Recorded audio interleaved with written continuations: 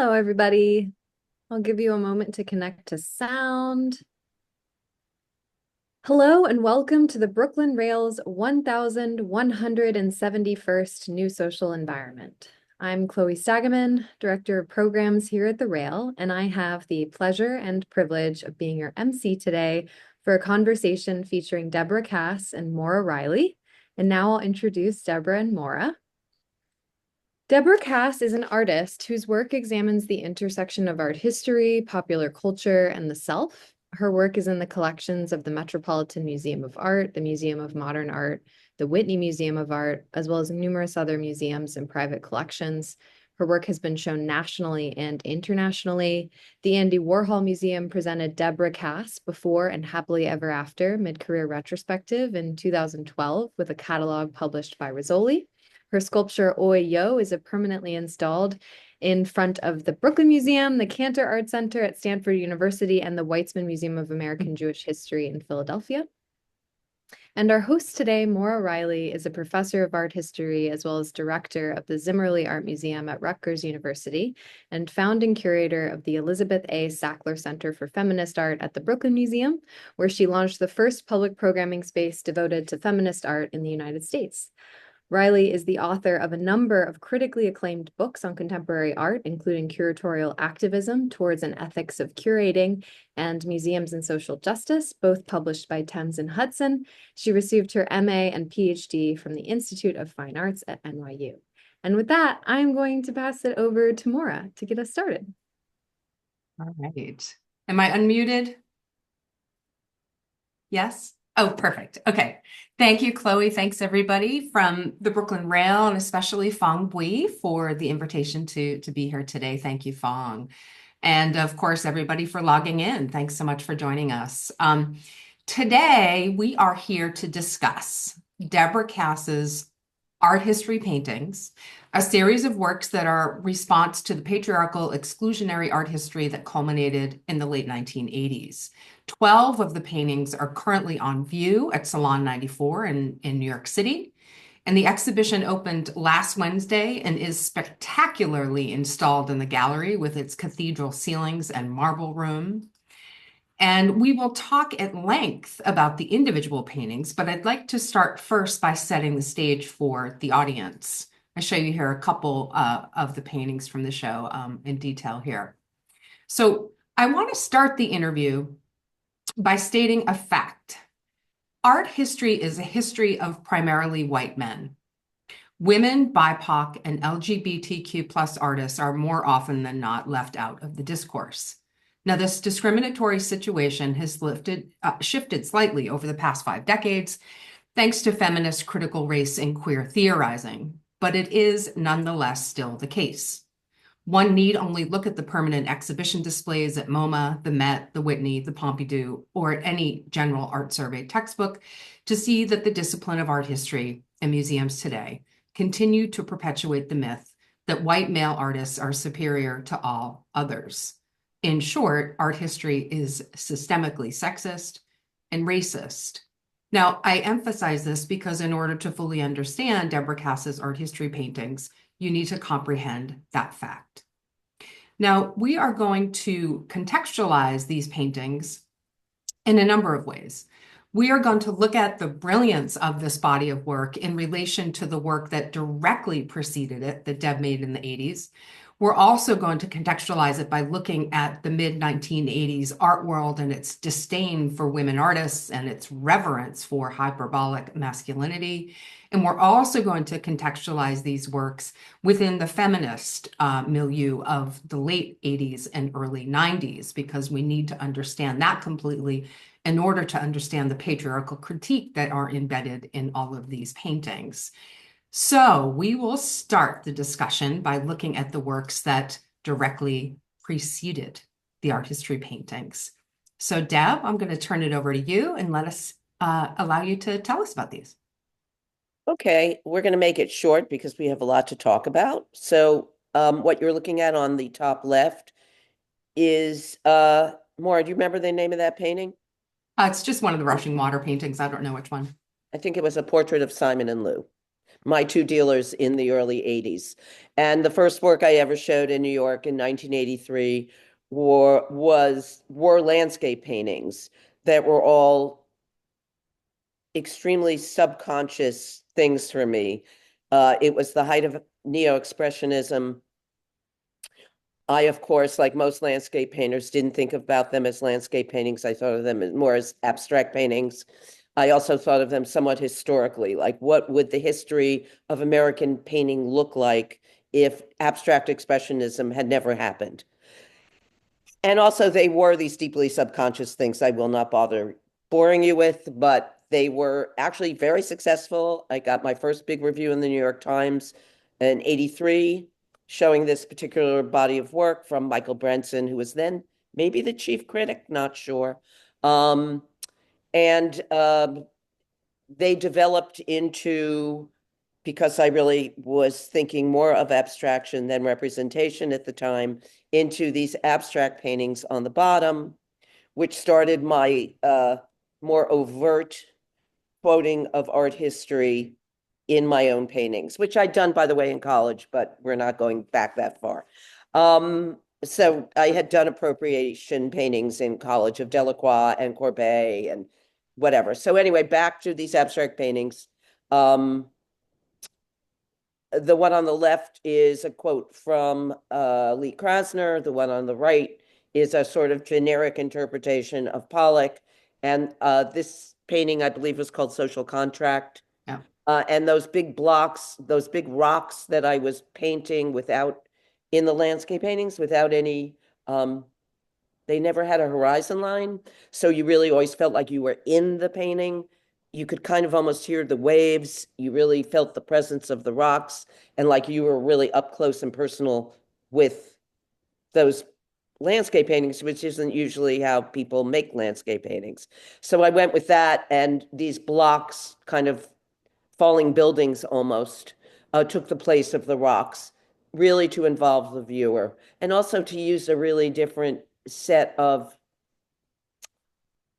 forms than the abstract expressionism, the generic painting, and just a completely different kind of formal system. They're successful, sort of, whatever. They went on for a long time, but basically at a certain point in 88, to the top right, I made these two sets, this set of painting called Table of Content. And what I did was sort of pull apart everything I'd done for the 15, 10, whatever years before, and make a list of everything I was interested in. So on the top is one of my landscape paintings. The next thing is sort of generic cubism, kind of between the war, kind of generic abstraction. That's a quote from Crazy Cat, with Ignatz throwing the rock at Crazy. That black stripe has a lot of sand in it, so it's very gritty. That's next one is before these more expressive landscape paintings. I was doing these cartoons. Then we have my blocks. Then we have Estella. Then we have something that's kind of quoting both Ashley Bickerton at the time and Jasper Johns. So that was my rock painting. This was pretty basic. I just went down to the basics. And the next one's my water painting, because this had been my obsession and I had to go somewhere else. So I did the rocks, a Bryce Martin, more Stella, a sort of generic-y kind of thing. There's one of my quotes from my own earlier paintings, Gustin, Pat Steer, and that is the feat of a painting I did called Ophelia's Death After Delacroix. That's Ophelia's feet in the water. And that was a painting I made when I was 21. So I was just going through my vocabulary. That's what these are. Great. Thanks, Deb. So yeah, so these are 1988, three of these. And so these precede the art history paintings, which started in 1989. And so what we wanted to talk about, Deb and I too, was to further contextualize these art history paintings, was to look at the 1980s milieu in New York City. It was the height of neo-expressionism and Reaganomics. and a hyperbolically masculine context against which Deb was agitating. So I was hoping, Deb, that you could set the context and the stage for us by looking at Eric Fischl, David Salle, and Julian Schnabel. Thanks. Okay, so these are my contemporaries. And for instance, I was on the Whitney program with Julian when I was 20, and he was like 21 or 2. Eric Fischl was an enormously uh, influential painter. When he happened, I was actually painting figures and landscapes, and I saw Eric's paintings, and I went, no one's going to be interested in my stories. I was trying to tell figurative stories within the landscapes before the ones you even saw. So that was like the late 70s. And, they were kind of clunky and not great painting, but I was trying to develop a psychological story. And then when I saw Eric's painting, I think in 82, I just stopped. I went, no one's going to be interested in this story. They're going to be interested in that story, which they were. David Salle was the noir painter of the crowd. He had the most, I think, in many ways, the most important. Formally, what he did with paintings, which I borrowed a lot later on from, were really interesting. But there was always this almost like French film feel about his paintings. And they were very laden with kind of uh, references that never really vaguely connected, didn't connect. This one might say Tennyson, I think. Can't remember. Yeah. Yep. And other ones were called provocatively, What is your reason for your visit to Germany? And he was like Eric was like the psychiatrist. Julian was the id. And I think David might have been the superego. Like it was just all brains. So very, very influential to the point that there were entire art magazines devoted to David Salle's work. Very important. So, but this all came about after a decade of women being the most important. And I'm Right. going to talk about painting a lot because my paintings are a lot about painting. And painting is the site for everyone's preconceived notions of artistic genius. They revolve around painting. It's why I wanted to be a painter. I wanted to play, I wanted to talk to history. I wanted to be part of history, and that meant painting. Um, at the time in the 70s, when you heard about great artists, they were almost entirely women. It was the height of second wave feminism.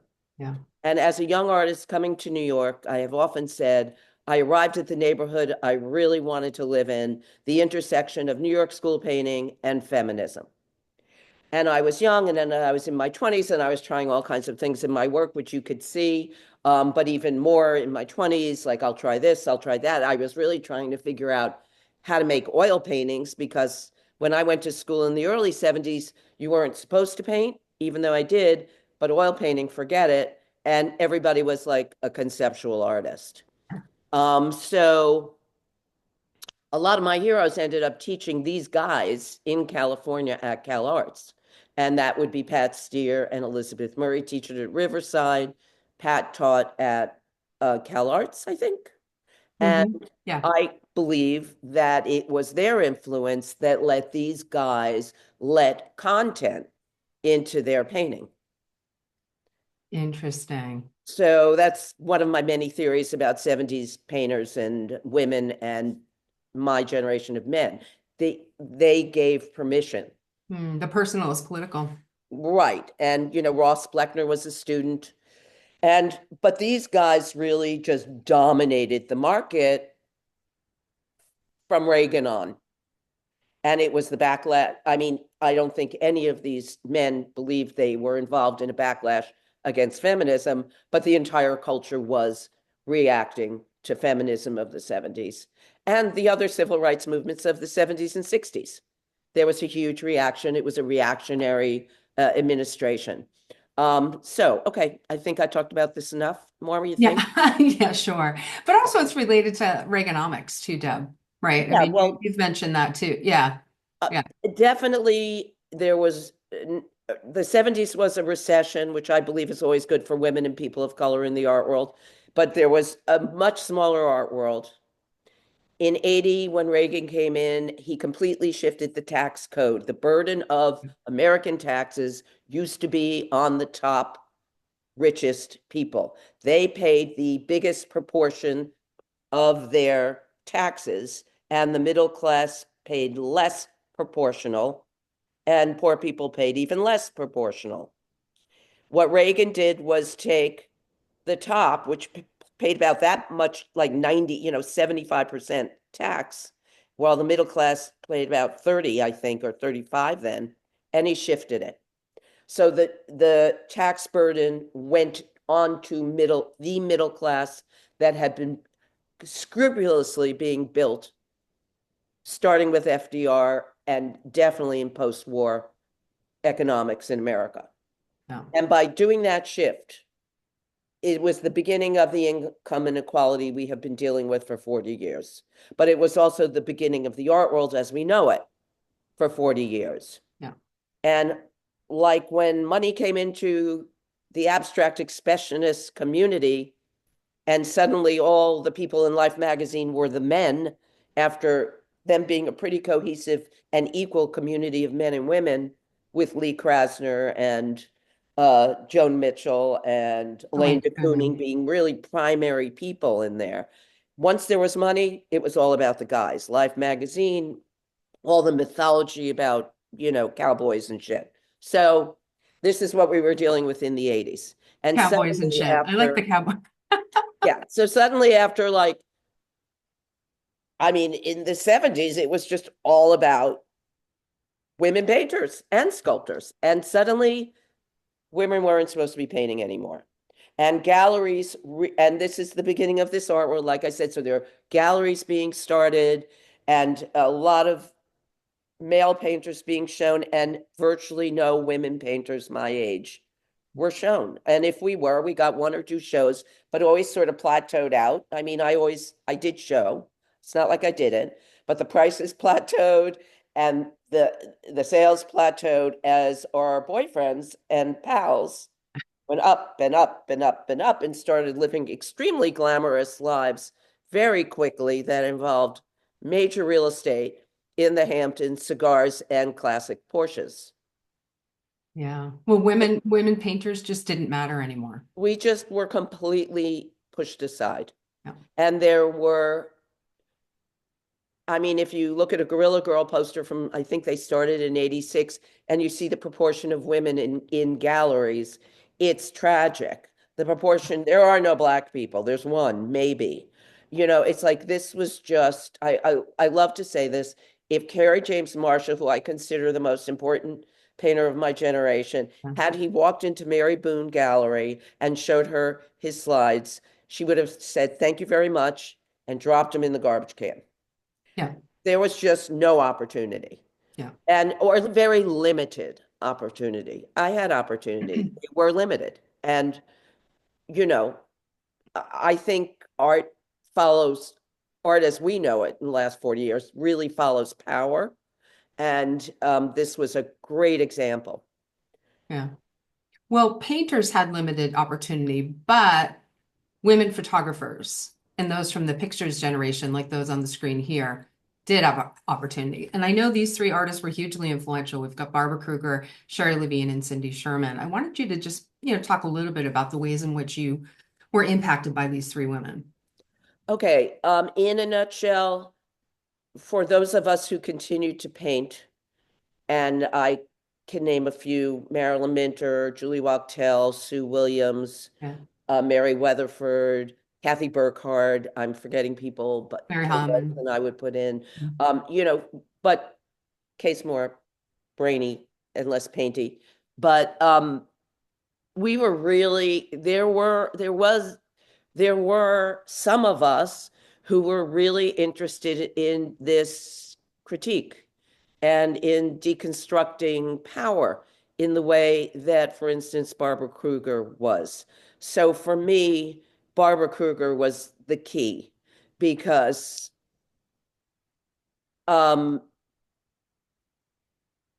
I want to say one more thing. I can't forget Joan Snyder and how important she was in the 70s. Because I used to say, I don't think there could be a Julian Schnabel without a Joan Snyder. Yeah, I like that. Yeah. You know, in terms of material and form and expression, sheer expression. Mhm. I mean, I could talk about Joan forever. I could talk about Elizabeth Murray forever. I could talk about Pat Steer forever. And although she, well, I guess Faith Ringgold was a little bit, she was significantly older than those girls, but I could talk about them forever in terms of painting influencing me. But I'm going to talk about the photo girls, which is what we used to call these kids, because their critique of the culture and power was something I was really interested in. It completely formed me. And in the way those women, Joan, Elizabeth, Pat, informed me in the 70s because what I saw what they were doing was an intervention into New York school painting by making it personal and kind of getting rid of the idea of the universal. And those paintings to me were a real intervention into art history. These were a real intervention in a different way into Yeah. power Yeah. and media. So Barbara's relationship to language, Yeah. but power. She was very clear. For me, I showed with Sherry Levine at Baskerville and Watson Gallery, and she was enormously influential for me because the idea of generic abstraction. Now, Sherry was influential for lots of reasons, but personally, this idea of the idea of making a generic abstract painting, Right, like these ones here. opposite of universal. Again, it's almost a continuation in a very obscure way of what I loved about those 70s girls. But, you know, this idea of generic, that you could see something that's supposed to be so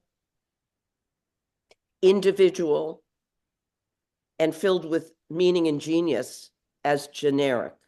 Amazing to me. Totally. And then Cindy, of course, performance. I was performing other people's work really since college in a certain way. I mean, I got into Marston Hartley for a few years, Ah, performing Marston, but you know, the idea of performance and performing really affected my work. So these three in particular, and this is where Faith Ringgold and Robert Colescott come in, just these huge, you know, how do you intervene into history? right. So in a way, Barbara, Cindy, Sherry, as I always call them, gave me tools. Colescott and Faith Ringgold gave me a form, you know, literal art history. So, Right. okay, I think we can go on from there. All right. Well, all three deconstructing the trope of male genius too, which I think is Totally. the link, right? Yeah, and that's the idea of generic. I mean, you Yeah. know, exactly, Yeah. exactly. Yeah, Yeah. well, they are deconstructing power. It's generally male power we're talking about. In Oh fact, yeah. always male power. Absolutely. So Um, again, super important for me.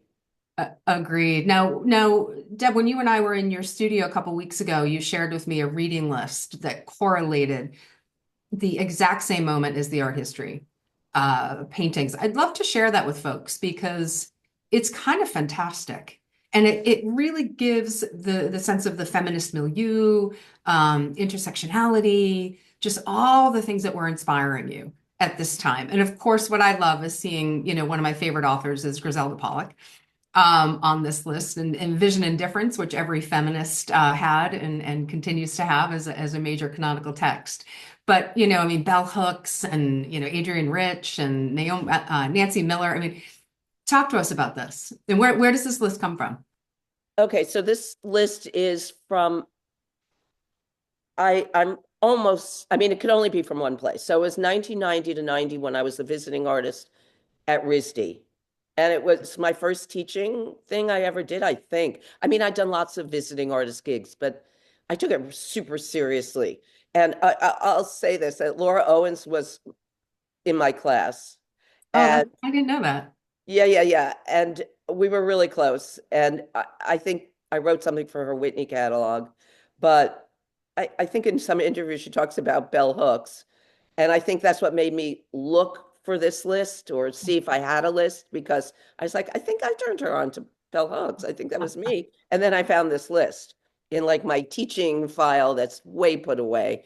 So yeah, this was it. And of course, Griselda #1, because I proceeded to, I think the first chapter of that book was called Feminist Interventions into the Histories of Art, which is Exactly. exactly what I do in my work. Exactly. But I was developing the work at the time.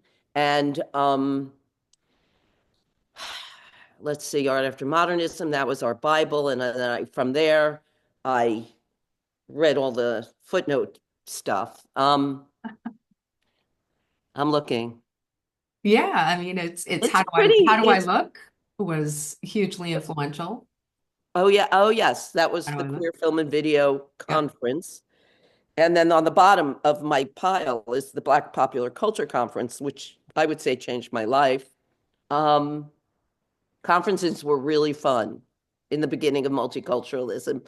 It was really There fun. were so many I remember in the early 90s. It's There so were so many, they were so exciting. they were. Um, oh, look, I have old mistresses Yeah. You have facing one by Angela, one, yep, Angela Davis. facing the Holocaust.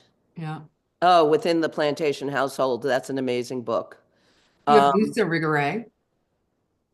yeah, yeah, those I tried the French people, the French women. I think I understood them back then. I don't think I would understand them anymore. I tried the French women. I tried the French women. I used to say, why is everyone reading these French men? Look at all these fantastic women, not just French. I mean, the whole Columbia Gender and Culture series, Nancy K. Miller, editor, Carolyn Halbrin. This Mhm. was the feminist literary criticism I was living for. Yeah. At the same time, obsessed with systems of oppression like slavery and the Holocaust. Right. Really, really choice reading. Yeah. No, it's really amazing to get some insights into your thinking at the time. And, simultaneous though to reading these canonical feminist texts and producing your art history paintings, what a lot of folks don't know is that you curated a really, really important exhibition. And that was called Painting and Culture. So that was Oh, from painting culture. Painting Culture in 1991. And it's a show that opened at Fiction Nonfiction in November 91, and then it traveled in October 92 to UC Irvine. And you wrote a fantastic catalog essay. So this show is really, really important. And I'd love it if you could tell us about the kind of curatorial premise and your thinking behind it. Well, I was thinking about the women my age who were dealing with the culture in their painting Hmm. and were coming somewhat out of the theory driven photo postmodernist stuff that, the intellectual snobs in the art world didn't think anyone should paint. It was too much a sign for male genius and white male genius and hegemony. And it was like verboten to paint. And, the real critical work was conceptual and photographic based. But I wanted to do a show of women who really wanted to paint while considering all of those issues. And, we came out of a time that where painting from day one at Carnegie Mellon in 1970, painting was really outre. And Larry Pittman, who's exactly my age, puts it this way. But we were like, Ma, I want to paint. So that was the premise of the show. People deconstructing Yeah. history, power, whatever, but who painted? Yeah. So it was Kathy Burkhardt. You can see Jane Hammond, me, Yeah. Julie Wachtel, Mary Weatherford, Sue Williams. Then I could expand it when we got to Irvine with Marilyn. Mary Weatherford is in both. Yeah, Kay Yeah. Rosen, Susan Silas, who was also using words in her work at the time. Kay Mhm. Miller. And that was the show. And it got enormous amounts of press on Yeah. both coasts. And I kind of thought, in the back of my mind, or maybe not, what if you put together a bunch of women who painted? Wonder how it would fly in the market. Like, I'll put together a package. And look, it got reviewed in every single place Yeah. it could get reviewed Yeah. from used to be called NYQ, New York Q. Steve Evans reviewed it. The Village Voice, Elizabeth Hess reviewed it. Kimmelman, I think, Yep. reviewed it in the Yep. Times. In the New York Times. LA Times reviewed it. Mhm. Everybody, every venue that could review it, reviewed it. And very positively. Completely positively, unlike my show, 2 years before and a year before, which got trashed, but we'll talk about that. This show got incredible reviews, and absolutely no one picked up on it as a commercial enterprise. Oh, Not at all. And, despite that, amazing. and it was sort of an experiment, but more of what I was really thinking about with my own work. But just like, I'm always aware of we're all aware of what's going on, and let's just see if it can fly. As I we all by we I mean the girls, the women lived through Neo Geo, then no, Neo Expressionism, then the next gang of boys were Neo Geo. And now there was a recession. Now we're done with Reaganomics. We're living in a Bush recession. Yeah. Which is why there was any visibility to women at all to begin with, in my humble opinion. That's my economic theory of the art. Right.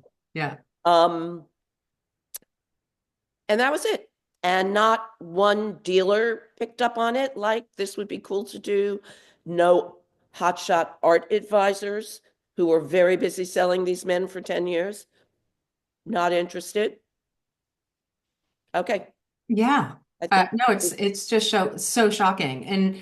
And you wrote this incredible catalog essay, and I just want to read a couple sentences from it because folks won't have access to this. It's just you shared that with me in your studio, and it was on Xerox. But you said the premise is that, is painting dead, or can the language of painting be revitalized, as all languages are, by incorporating the voices of the colonized? So can the master narrative of Western civilization be radicalized?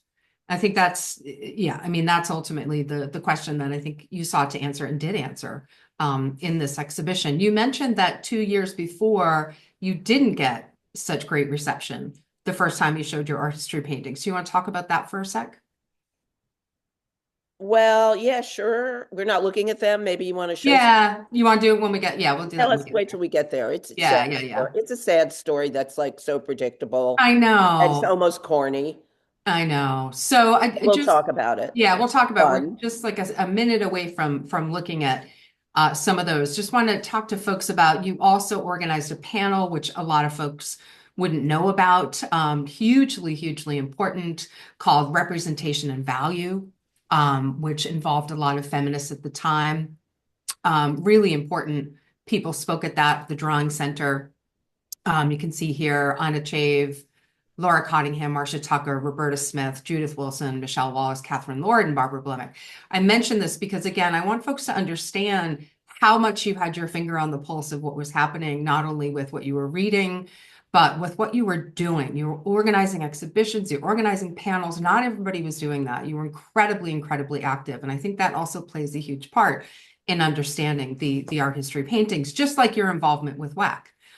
Which is Women's Action Coalition, for those of you that don't know, that Deb helped found as a kind of direct action group like ACT UP. And I think that for folks to understand the work, they need to understand all of that context. And that will bring us to And I just talking. want to say one thing about this panel. Yeah, sure. Bell Hooks said she was going to, Bell said yes, and then she bailed at the last minute, which broke a lot of hearts. Yeah. But there were a lot of people on it, so it was fine. And also the other thing is to know is I think it's still, when you get a NIFA grant, you're supposed to do a public something. So this was my idea to do this panel. And I asked Annie Philbin, who before the Hammer was the director of the Drawing Center. And she said, yeah, let's do it at the Drawing Center. And it sold out so fast. And Annie was able to get us the Great Hall at Cooper Union, yeah. I mean, Frederick Douglass and this panel. So it sold out. It was 1,000 furious women and some of their allies. And it was during the Anita Hill. It ended up being during the Anita Hill hearings. It was, huh? Yes. And I will never forget the front row with Faith Ringgold beaming, like it was so intense. And when it was over, I kind of said to Annie, it's not about panels. We Mm, need to act up for women. mhm. We need to do something more. Yeah. And it really was the spark that started WAC. So that panel was the spark. Yeah, basically, I met with Annie and our friend Mary Dorman, who's an attorney, and it ended up that Ida Appleberg and Beth B and Elizabeth Hess and some other Mm, people were meeting also. So then we all met together, yeah, and that's how it started. that's incredible. Yeah. That's incredible. We That was have the 90. world's best graphics. Go back. Yeah.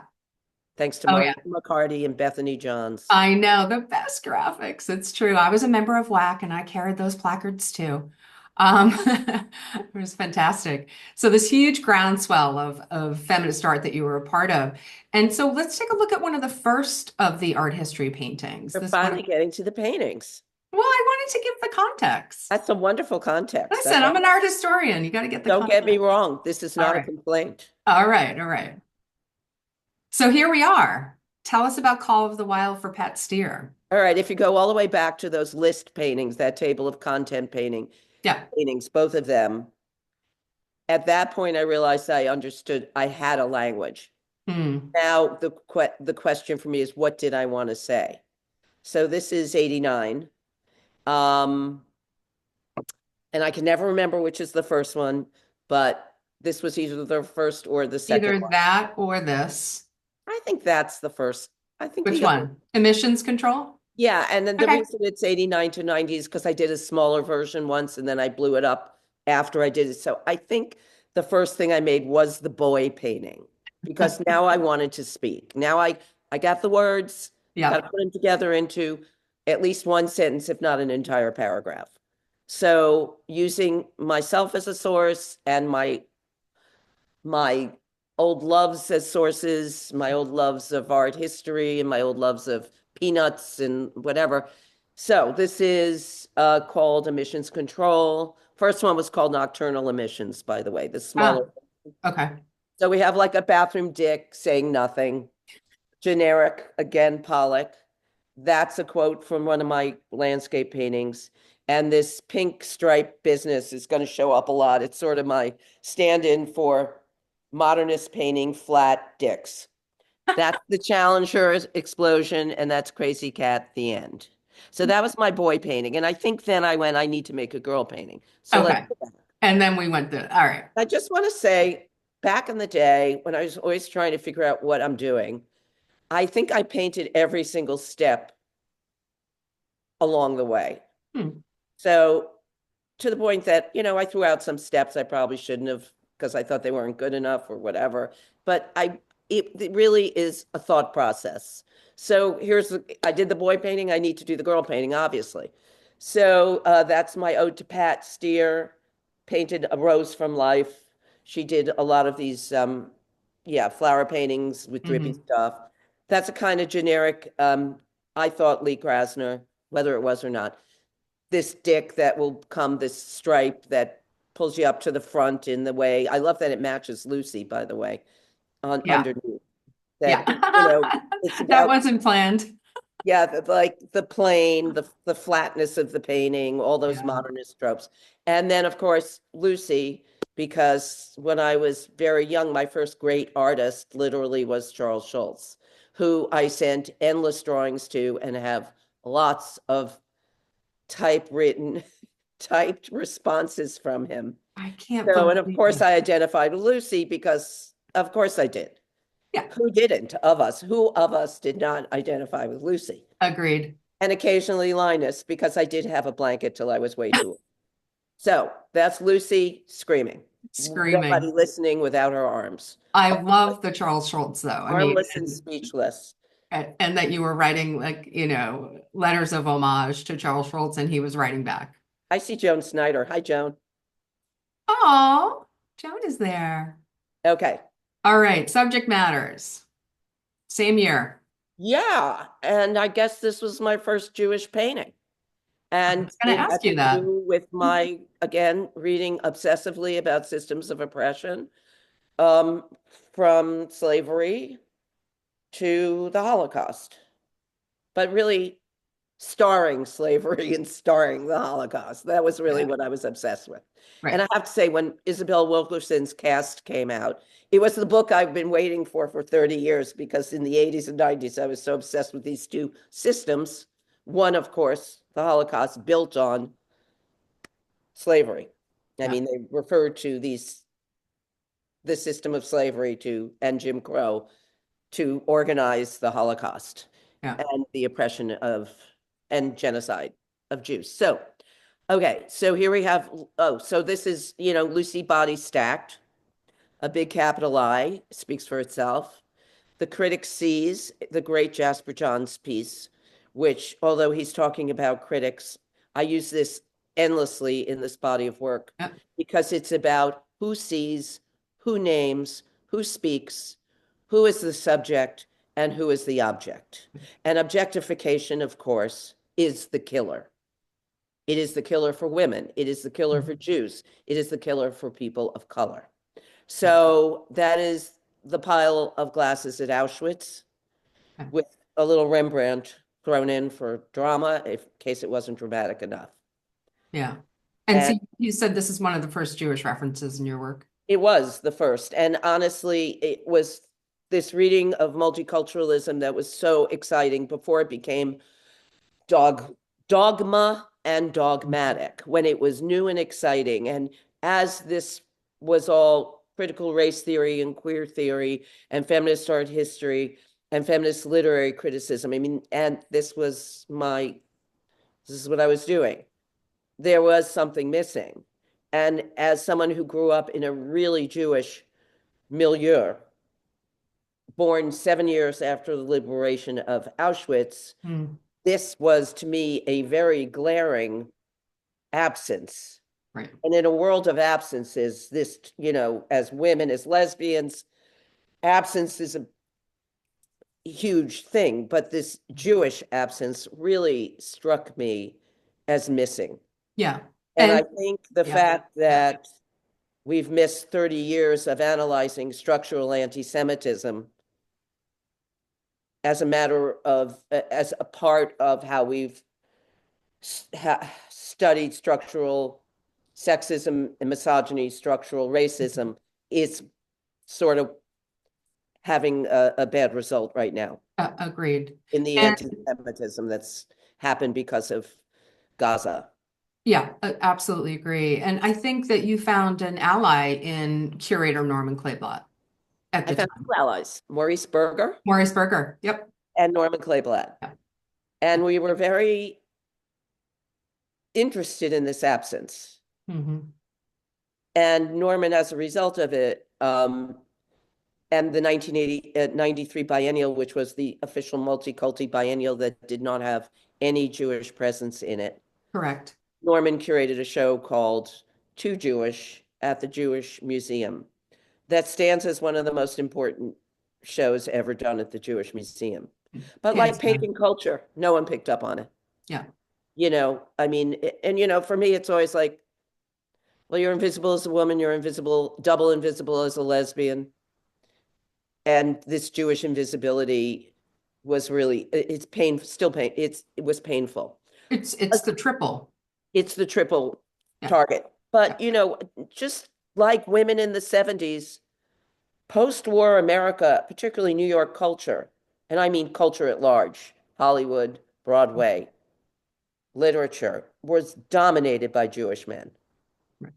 And then we can move into art history and say Nochlin, Rosenblum, Shapiro, Greenberg, Sandler, like Jewish intellectuals just ruled. Yeah. And sort of like women painters of the 70s got kind of pushed aside, and somehow Jewish intellectuals have been pushed aside, yet it was the glory days of middle-class culture that they built. Yeah. I could go on about that, but let's. All right. Okay. And the bottom right is the actual Jasper Johns. Likewise here, Majo Lee on the bottom, and then obviously Dumbo. But so this is Untitled. First, they're really whimsical, really fun, Love this one. Whoops, excuse me. That's not my painting. There you go. Perfect. There we go. Yeah, yeah. So this was done during the Braque and Picasso show at MoMA, Ah, okay. which might have been after the Primitivism show. Mm, That was very controversial, but it might not have been, but I usually, think it was. yeah. So I think you get it. Very African proud of my step. cubism. I'm still so proud of my cubist painting. You did an amazing job. Your analytic cubism there. Thank you. Absolutely. Um, and then we have Read My Lips. And I show you in the top right the Jasper Johns, the Anne Bancroft, Patty Duke Miracle Worker that inspired the image on the left, and then of course the David Sally.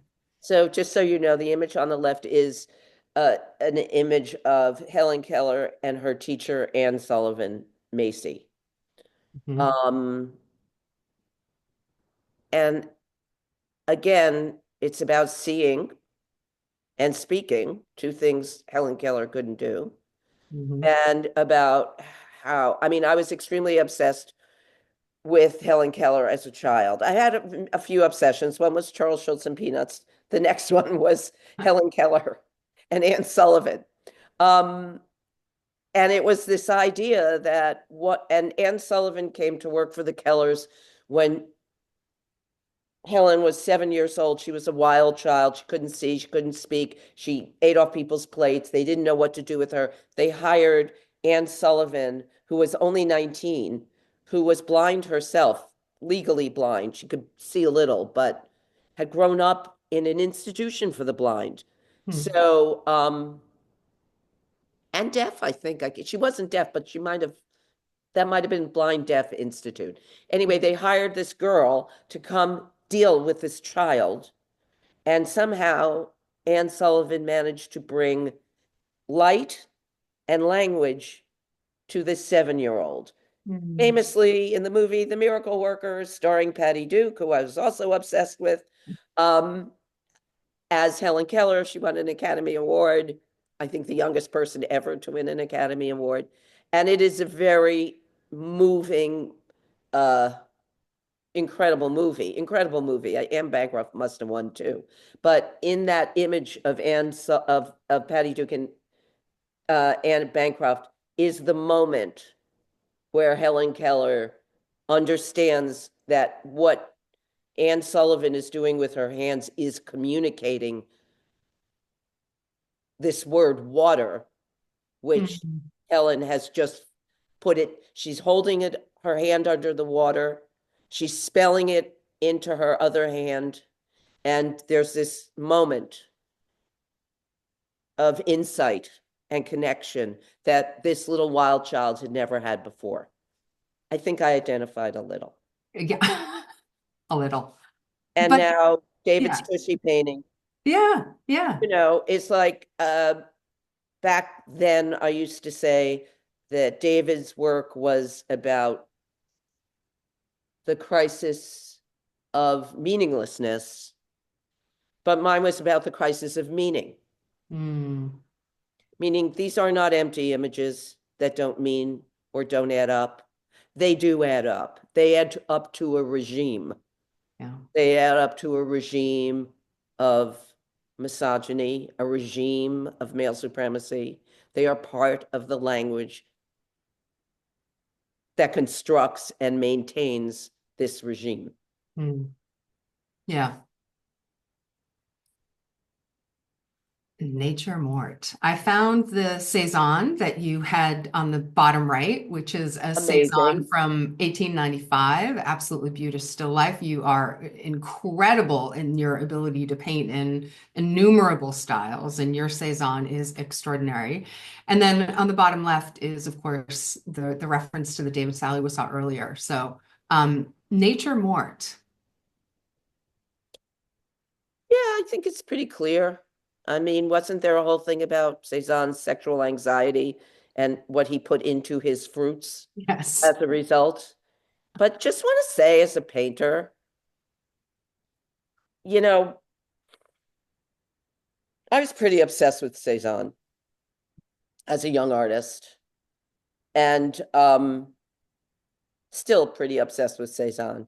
To get to paint a Cezanne was just a thrill. And yeah, I was good at it because I understood him. Yeah. I understood Cezanne.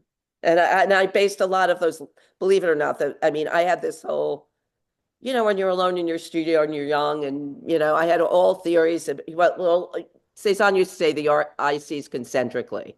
So there was, believe it or not, this way I built those landscape paintings based on that idea. Huh.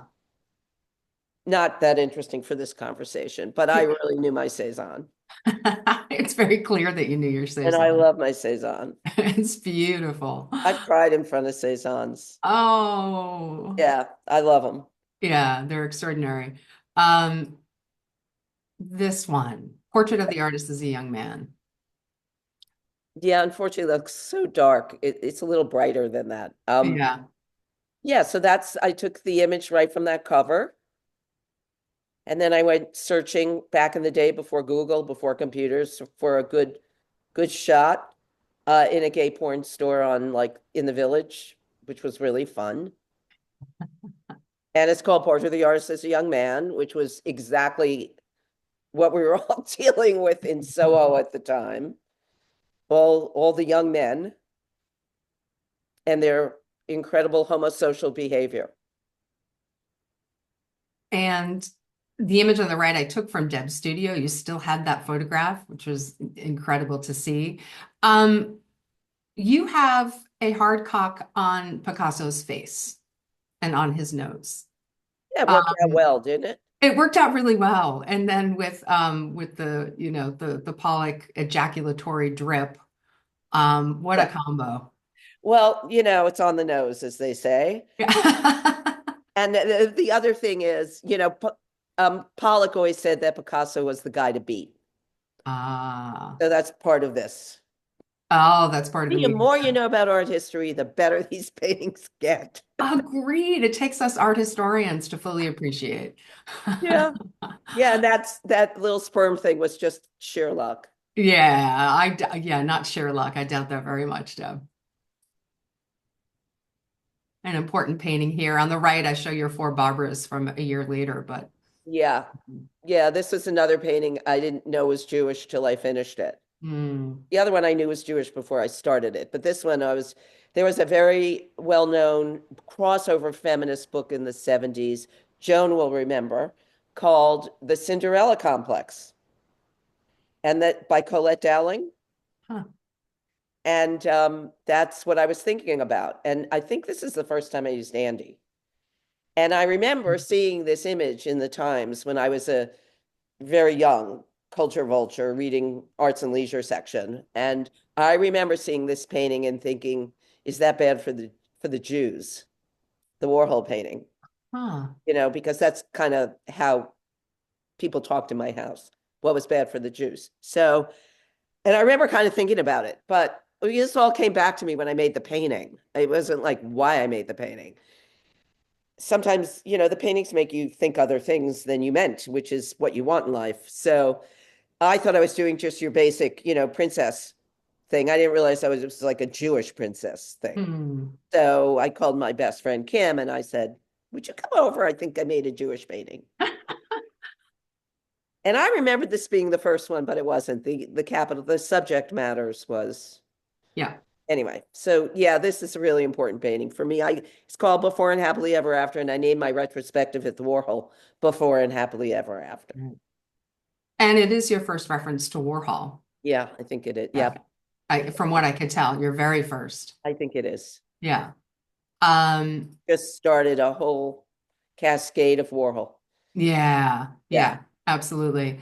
My favorite, of course, and we're showing it with the Jasper Johns, the Gustave Courbet, and the Picasso portrait of Gertrude Stein. How do I look? Let's talk about this, Deb.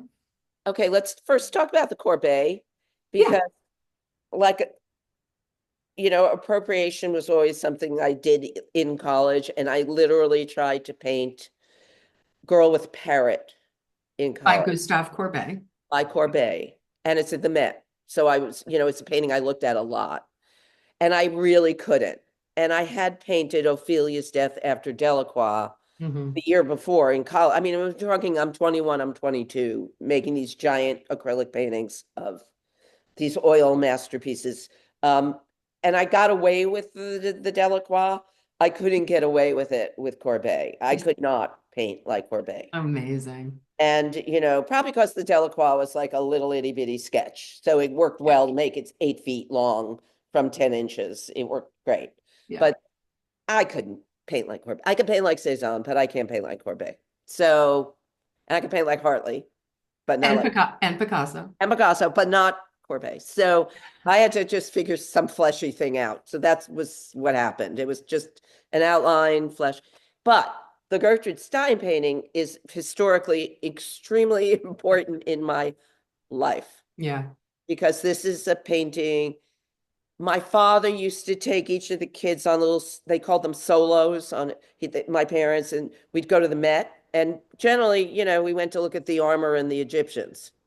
But one day we walked through this gallery and I saw this painting. It Mm. completely floored me because the little I knew of at 8 or 9 or 10 at the Met, I don't think I was 10, the ladies didn't look like her. No, no, they didn't. And she looked really different. And she actually looked, it's not like she looked like my grandmothers, but she felt like my grandmothers because of her gravity. My grandmothers were really, really intense women. They both ran the stores. They were the bosses of both marriages, and they were heavy duty women. Yeah. And I just saw my grandma in there, both of them, but really my mother's mother, who I worshipped. But Eva was in there too. It was like Jeannie and Eva. And they were both in this picture. And I'd never seen, not unlike when Barbara Streisand hit the world, I'd never seen a star that looked like everyone I knew. I never saw anybody in a museum look like people I knew, No. let alone my most precious people, my family. So I was struck dumb by this painting. And Michael Brenson used to write about a thing called aesthetic emotion. Yeah. Not to be confused with Stendhal syndrome. I wasn't struck dumb, but I was struck. And it was emotional. And it was an act of identification, which really became the core of my work Yeah. on many, many, many ways. You found yourself in Gertrude Stein. I found myself in that poem. No, Punim. And, And of course, a and I Jewish used, lesbian. what's that? A Jewish lesbian, Gertrude Stein. Was it because she was a Jewish lesbian? I don't know. Maybe. Maybe. I was very little. I don't know. But I continue to use Gertrude Stein through every single series I've ever done. Gertrude Stein has had an enormous presence. Yeah. I've made sure of it. Like I can start with this painting and go through now. And I still make a point of referring to Gertrude whenever I can. Yeah. Yeah. And I think you also told me when you were a little girl, she looked like a person. She had individuality. Yeah, and And that, yeah, intelligence. intelligence and a It wasn't gravitas, you just said. the gravity, it was the intelligence. I mean, my grandma was like brilliant. It was like, you Yeah. know, my mother was, I mean, women around me were quite brilliant. Yeah. And they didn't look like Courbet's like semi-porn. They look like this. Yeah. I mean, Courbet, the original, I mean, it's very lesbo-erotic, but from a male perspective, heterosexual male Right. And I think Gertrude fantasy. Stein's lesbo-erotic from my Jewish lesbian perspective. Yeah. Yeah, agreed. Yeah. Um, But it's called How Do I Look? So how do I look? How do I look? And also that's a reference to an important book that we saw earlier in the Correct. conversation. That was actually a conference that I did not attend because I believe it was in Boston Mm-hmm. about queer film and video. Probably 1989 or 90 is my guess. I should look, it's right there, but I'm not getting up to look. But I think it was 90, like when all this stuff was going on. That book is dated 90. Yes. Yeah. Yeah, anyway, love this painting. By Spanish Spring, 91. Ferdinand the Bull. the sissy bull who would not fight, paired with Elegy to the Spanish Republic by Motherwell, whose series is endless. Mm-hmm. And if you look to the left and you look to the right, you see it's pretty well copied. Unbelievably so. So I didn't have to stress the fact that it was a bull's dick and balls, which is what he was painting, and referred to at the time as masculinity, virility, in all the criticism, not criticism of the painting, discussion of the painting. These paintings are about, the virility of the revolution and the Civil War, Right. and the heroism of the anti-fascists. Nonetheless, it's cock and balls.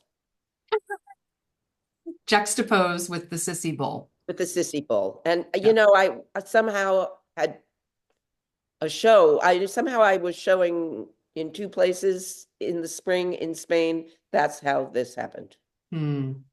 Just popped And into my mind. Motherwell stayed with you. He's going to return again in the Making Men series, but Well, since so much of this work is about how to reinscribe masculinity or how to deconstruct masculinity, how is it reinscribed and how can we talk about it critically? Yes, the cock and ball definitely came back. We'll take a look at that in a second, but I just wanted to show folks what we found in your studio a couple weeks ago, which was this amateur wrestling magazine that proved to be really, really influential in the next couple paintings from the Making Men series. And I show you and I found the exact page that correlates with the painting, which was sort of fun, but this is Making Men #2. Yes. More instructions on masculinity. Yeah. More homosocial masculinity. Yeah. It's something Eve Sedgwick wrote Between Men, English Literature and a Male Homosocial Desire in 1985. Yeah. And Eve Sedgwick was like the cornerstone of queer theory. And then came Judith Butler, Gender Trouble. But male homosocial bonding to the exclusion of women is something that I find so under theorized and under discussed, because 100%. The entire world is created by men to exclude women so they can hang out together. So Eve Sedgwick actually, she invented the word homosocial. Yes, she did. But on top, you gotta wonder. Like, I always wonder things like, why do women dress that way and men dress that way? Just why? And why did men construct the world to exclude women so they could just touch each other all day long and be together? And that's the Barbara Streisand. That's the Barbara Kruger.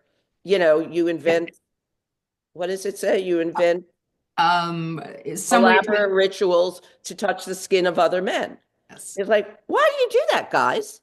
Why did you create an art history that's all men? Why do you do this everywhere? I find it bizarre. Yeah. And then you saw that in the wrestling magazine. Yes. The homosocial, the homoerotic. And in this one, we have the John's device measuring the Motherwell dick.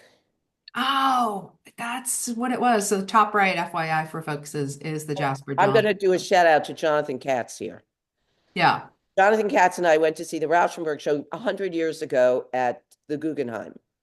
And in one of them was a ruler. And it's marked at 10 inches.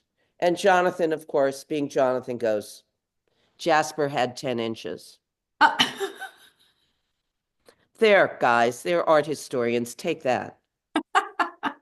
Blame Jonathan Katz. So you're using Jasper Johns here to But it always stuck with me. So this might be a result of Jonathan Katz's comment, but it might have come after I made this painting. I can't remember. Oh, what came first? But luckily, I just have to say this, that the Dallas Museum acquired this painting a couple of years ago and installed it next to that device painting, I think. Wow. And I'm so ecstatic about this. I don't have good installation shots of it, but that's what I'm living for. Yeah. Yeah, that's fantastic. And, just to talk about how, just to pick up on what you were just saying about the homosociality and homoeroticism of these wrestling images, it's really fascinating that when I put this image up on Facebook on the left, which is Making Men #4, to encourage folks to come today to this interview, this was censored by Facebook. So somebody's reading it, wrestling, as homoerotic. We're not just making this up here, I can't imagine why. right? So again, it's in, instructions. Yeah. How to be a man, how to take the man's role in the dance, and why. Yeah. I mean, this is going to be my question till I die. Why did you want, why, men, why did you want it this way? Hmm. And the steps, Warhol. Yeah, well, there we go. That's how you do the cha-cha or whatever In the that dance. dance Yeah. was. Yeah. And the man has one, you know, one set, and the women have the, I don't know. I guess that's the right foot and the left foot. Right. Yeah. And just so folks know, that top right is Warhol's dance steps from 62. Let's look at one of the final ones in the series, or indeed it might be the final one, Puff, which is top right, the Warhol Superman from 61. Yeah, this is when I didn't want to make it Wonder Woman. I wanted it to be Superwoman, which doesn't exist. Pretty simple. And this was at the point where I don't know if this is right anymore, looking back at all the work, but at the time I thought, I'm talking too much about my absence. I need to talk about my presence. Right. And that's what this painting was. And this and everything led directly to the Barbra Streisand paintings, Which where I went, what is my presence? Again, like I said, I paint through every step. It's every thinking step. So I was thinking I need to talk about my presence. And a male friend of mine said to me, I'm very tempted to use his name, but I won't. I said to him, you are interested in every moment of a man's life and a boy's adolescence. Anything to do with boys you think is fascinating. And he said, I'd love to know what girls thought about in their adolescence. And that little critical conversation led me to think about, what did I think about? And among the many things I thought about was, I want to be Barbra Streisand. When you were that when you were a girl. when you were a teenager? I was like 12 the first time I saw her face. And again, it was the Gertrude Stein moment. Like, wait a minute, she looks like people I know, and she's a star. Because I was very involved with my mother's movie nostalgia and actually music, my father's music nostalgia. I was very involved with 40s, 50s nostalgia, 30s. And I watched a lot of movies, old movies, and I knew when I saw Barbra Streisand, no one had ever looked like her before, and she looked like people I knew. Just like Gertrude, really. I never really thought about that, but it was exactly the same thing. And I could identify with her. Right. And that was really important because when you're a kid, I mean, you're born.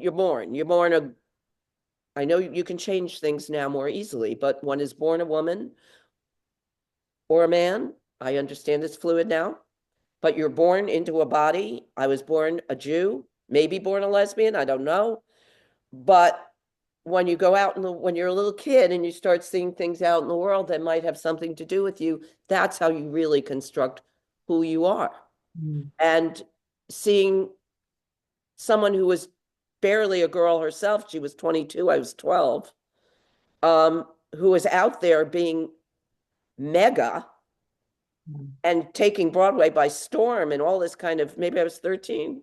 I don't think, the 12, it was more about the Beatles.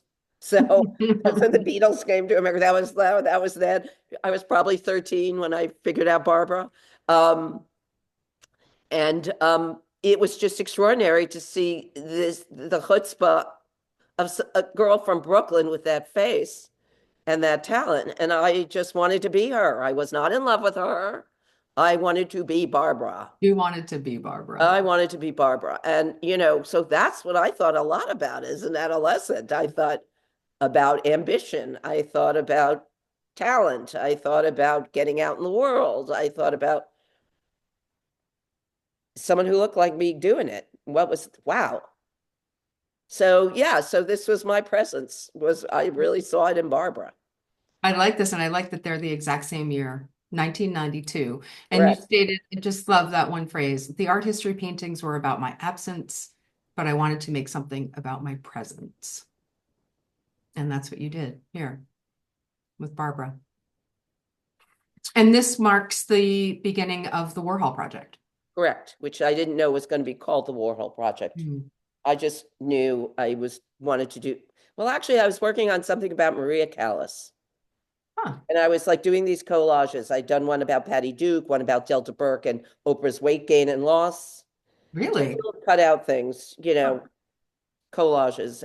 And then I was really into opera and really into Callas. And I was doing a grid of Callas's face. And I was trying to remember, I was like, I can't remember now, but all the adjectives about her, like diva, controlling, bitch, like all the things that Callas was called, having read all the books I could about Callas. And when I was writing them down, I went, wait a minute, this is about Barbara. And it was just so much more personal and so much more, it was so much bigger for me. And so that's how I got to the Barbara. Barbara was all a confluence of lots of things. And then I knew, and at the time I thought, well, I'm making a multicultural work for people who don't want to think anything about that. Jewish women and gay men. And I knew Jewish women and gay men were going to love them. And that proved to be true. That's true.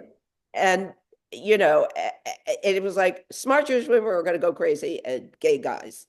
And lesbians. I don't know that Barbara was such a lesbian icon. Oh, that's true. Maybe with the Yentls, maybe. But, so the Yentls happened because these were almost too easy. And I priced them super, super cheap because I wanted to make 1 million of them and sell 1 million of them. And I did. And, Jose Frere was my dealer then. And he said, anyone else who sold this many works could retire. But they were like $450 each. I mean, they were really cheap. And I was getting half. So, oh my God, they were really cheap. If only I'd known. If only I'd known. I think this was 600. Oh, so and finally I cracked the collector class with them because they were delicious. They were like candy. But I thought, I don't want it to be a one-liner, and I need to complicate this. And of course, immediately, first of all, you should know I knew the title of the Barbers before I made the Barbers, before I found the photograph. I didn't, that was another thing, going to these stores, like I think it was called the Colony on Broadway and 47th Street, that had all of these movie posters and stills. And there was one on 14th Street. I got this one on 14th Street. There used to be these stores. And so I knew in my head, The Jewish Jackies was the name of this series. And then I found the perfect image for it. So when I knew I had to turn it a little bit, it had to be more. I knew it was going to be called My Elvis. So I went first to 14th Street. They didn't have what I wanted. Then I went to the Colony, and this is an image from the Yentl Laserdisc, the back cover. Huh. Oh yeah, we were trying to find that, but we couldn't, right? I can find it. I kind of know where it is. It's just there's stuff stacked in front of those drawers, but I kind of know where it is. And so that's where that is. So we have now finished the art history paintings. We have. And how does it feel? So how does it feel to exhibit them after 33 years? Well, besides the ones I sold to very good friends and very good collectors who, when I was desperate for money back in the day, and the one I bought back in a divorce, which was before and happily ever after,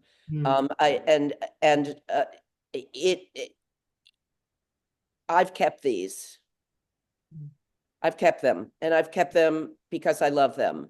Mm. And um and I've had them up in my studio a really long time, like a year practically. And Mm. I really love them. It feels great. I feel very triumphant. Yeah. I feel like I told you so. I know, but they're so prescient still. That's because we are living in a very reactionary, Mm. misogynist, racist, Hmm. sexist backlash Yeah. that is fascist, which is where these things always lead. So we didn't know what it would be. We didn't know if Kamala would pull it out, Mm. and we'd be in a different place. Yeah. And now we know. Hmm. And having the show, I'll say, has been the best distraction. Otherwise, I would be curled up in a ball watching MSNBC morning, noon, and night like I did the first 4 years. But um, it's definitely a different climate. Um, Feels great. It feels great. I love these paintings. I I love love these these paintings. things. It's great putting up work from 35 years ago, is great. And I think they're Agreed. great. And Agreed. so I love having them up in that beautiful space. And Jeannie Greenberg did an amazing job Agreed. installing them. I had a Hmm. completely different idea. She came in and said no. She was right.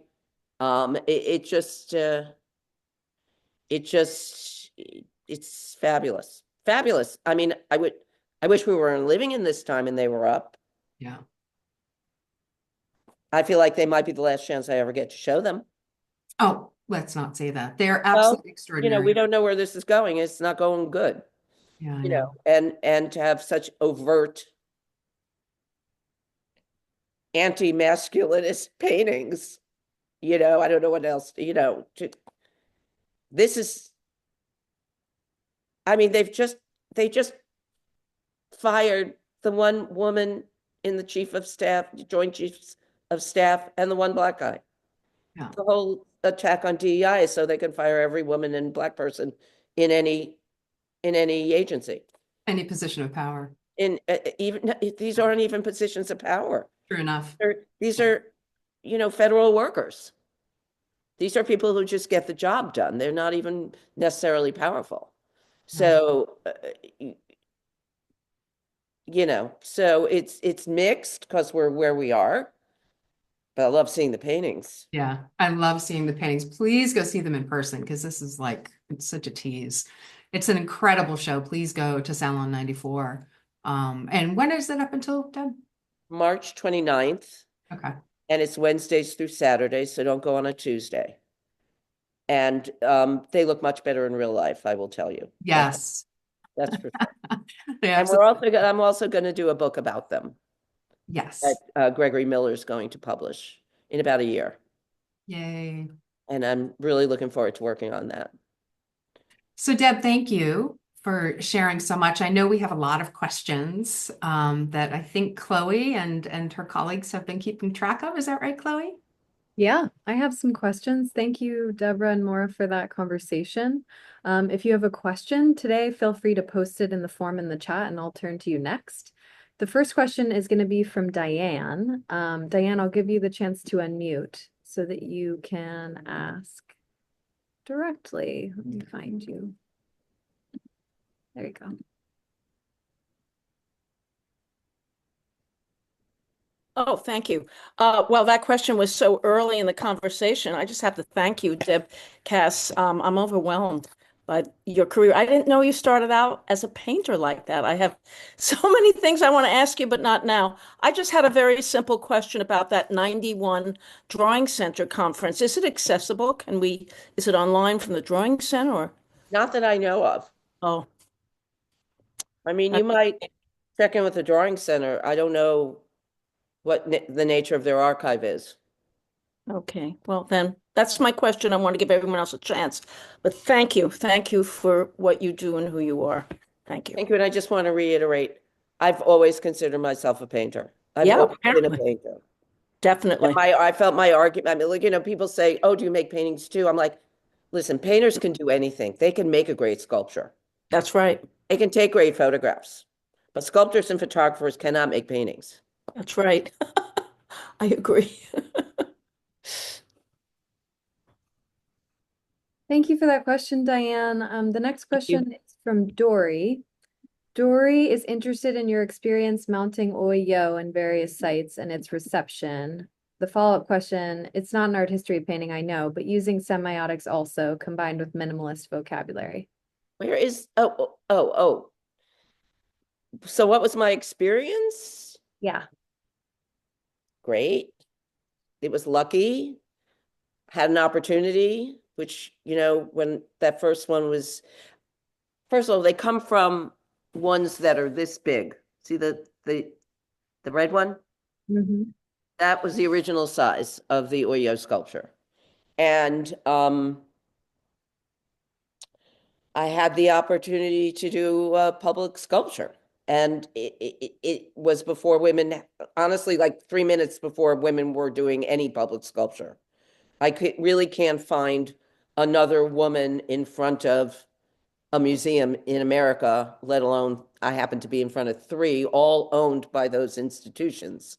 It's just never happens. But even then, women making public sculpture was 2015. There wasn't any that I can think of. There's definitely been an explosion since, but there wasn't then. And it was just luck that Lisa Kim worked for Two Trees, the art part of Two Trees, that run the Sharp Lentis Studio program, and Art in Dumbo. And Lisa Kim was the curator and said, "Would you want to do a sculpture in the park, in the new park, in Brooklyn Bridge Park?" So yeah, and they had an idea where it would go. It wasn't ready. Then they had a couple other ideas, and they took me to one little spot that was not in the park. It was like an off ramp in front of a school that was being built in Dumbo, and I said, "No, nobody puts baby in the corner. I'll wait for that spot to be finished in Dumbo that we talked about. I don't need to make a big public sculpture. I'll wait a year and we'll put it in the park." So PS, that got ready in like 3 months. They finished it. Boom, got to put it up. And it was a remarkable experience of good luck. And, Oprah says, what is it? Opportunity. I forgot the quote. Never mind. Patty, text me Oprah's quote, please. I got to get Oprah's quote. But it was like I was ready for it, and I had the opportunity, and it was luck. It was just great. So that was it. And then, I had a little life going other places because I didn't know where it was going to go. And all these things are, they're all in like New York City process. Luck is when preparedness meets opportunity. There you go. That's what this was. So I had to find another home for it because New York City parks function in different ways. And fabulous people took it over to Williamsburg for a while. And then Brooklyn Museum wanted it. We raised the money, and then now it's happy there.